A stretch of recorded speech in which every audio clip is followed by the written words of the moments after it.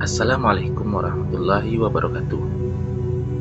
Yakjud dan Makjud merupakan tanda besar datangnya hari kiamat yang telah disebutkan dalam Al-Quran dan hadis-hadis Nabi Muhammad SAW.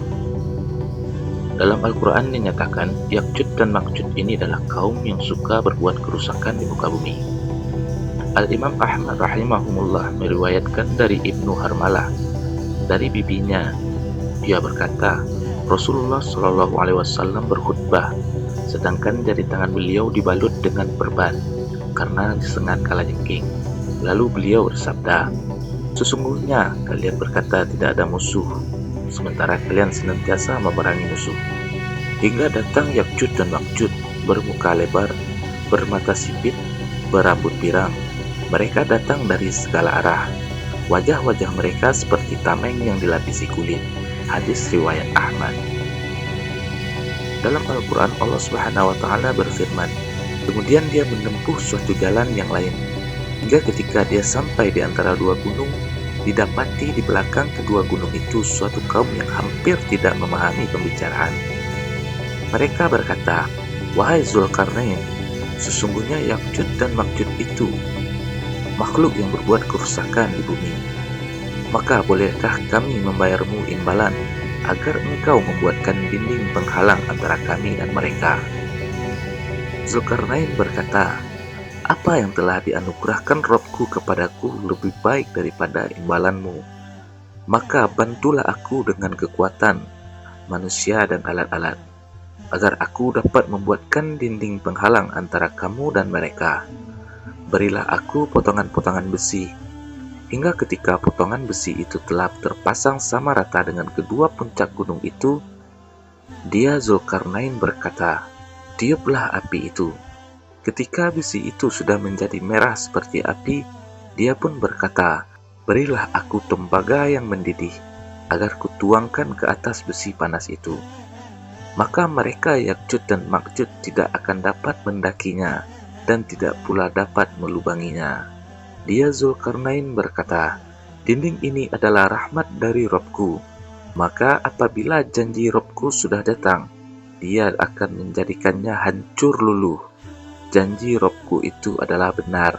Kami biarkan mereka Yakjud dan Makjud di hari itu berbaur antara satu dengan yang lain. Kemudian ditiup lagi sangkakala, lalu kami kumpulkan mereka semua. Surat Al-Kahfi ayat 92-99. Allah Subhanahu wa Ta'ala berfirman kepada Nabi Adam alaihissalam, wahai Adam. Nabi Adam alaihissalam menjawab, aku sambut panggilanmu dengan senang hati dan kebaikan semuanya di tanganmu. Kemudian Allah berfirman, keluarkan pasukan penghuni neraka. Nabi Adam alaihissalam bertanya, apa itu pasukan penghuni neraka? Allah Subhanahu wa Ta'ala berfirman, mereka dari setiap 1000 orang 999 orang. Para sahabat bertanya, siapa yang satu wahai Rasulullah? Rasulullah SAW menjawab, bergembiralah, sesungguhnya penghuni neraka itu dari kalian satu dan dari Yakjud dan Makjud 1000. Hadis riwayat Bukhari. Nabi SAW bersabda bahwa setiap hari kerja sebahagian Yakjud dan Makjud ialah melubangi tembok. Setiap hari Yakjud dan Makjud melubangi tembok tersebut hingga sebesar kelereng. Kemudian apabila malam hari tiba, ketua mereka menyuruh mereka untuk pulang dan beristirahat dan sambung lagi besok. Ketika esok harinya, tembok yang mereka lubangi tersebut kembali utuh seperti semula. Namun mereka tetap melubanginya hingga hari yang telah ditetapkan oleh Allah Subhanahu wa Ta'ala, dan mereka semua akan keluar. Namun apakah yang akan diperbuat Yakjud dan Makjud setelah keluar? Allah Subhanahu wa Ta'ala berfirman, hingga apabila dibukakan tembok Yakjud dan Makjud, dan mereka turun dengan cepat dari seluruh tempat yang tinggi, dan telah dekatlah kedatangan janji yang benar, hari berbangkit. Maka tiba-tiba terbelalaklah mata orang-orang kafir. Mereka berkata, aduhai celakalah kami. Sesungguhnya kami adalah orang dalam kelalaian tentang ini. Bahkan kami adalah orang-orang yang zalim. Surah Al-Anbiya ayat 96-97. Tidak ada tempat yang tidak dilalui Ya'juj dan Ma'juj kecuali Bukit Tursina. Nabi Shallallahu Alaihi Wasallam bersabda bahwa Allah berfirman kepada Nabi Isa alaihissalam supaya membawa hamba-hambanya ke Bukit Tursina dan berlindunglah di situ. Itulah manusia yang Allah selamatkan dari kejamnya Ya'juj dan Ma'juj. Ketika Allah mewahyukan kepada Nabi Isa alaihissalam, sesungguhnya aku telah mengeluarkan hamba-hambaku, tidak ada seorang pun dapat mengalahkannya. Maka kumpulkanlah hamba-hambaku ke Gunung Tur. Kemudian Allah mengutus Ya'juj dan Ma'juj. Mereka datang dari setiap tempat yang tinggi. Kelompok pertama dari mereka melewati Danau Tabariyah.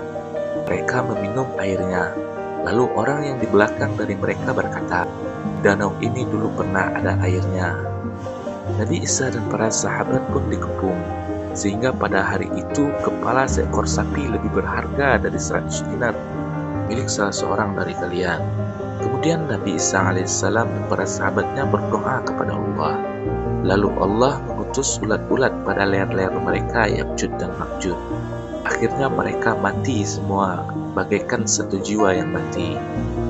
Kemudian Nabi Isa alaihissalam dan para sahabatnya turun dari gunung ke bumi. Dan ternyata mereka tidak mendapati satu jengkal pun di bumi kecuali penuh dengan bau busuk dan bangkai Ya'juj dan Ma'juj. Selanjutnya Nabi Isa alaihissalam dan para sahabat berdoa kembali kepada Allah Subhanahu wa Ta'ala. Maka Allah mengutus kelompok burung yang lehernya bagaikan leher unta. Lalu burung tersebut mengambil dan melemparkan bangkai-bangkai itu kemana saja sesuai dengan kehendak Allah Subhanahu wa Ta'ala. Diriwayatkan oleh Muslim. Itulah kisah Ya'juj dan Ma'juj, pertanda besar datangnya hari kiamat. Semoga kisah ini dapat memberi manfaat bagi kita. Assalamualaikum warahmatullahi wabarakatuh.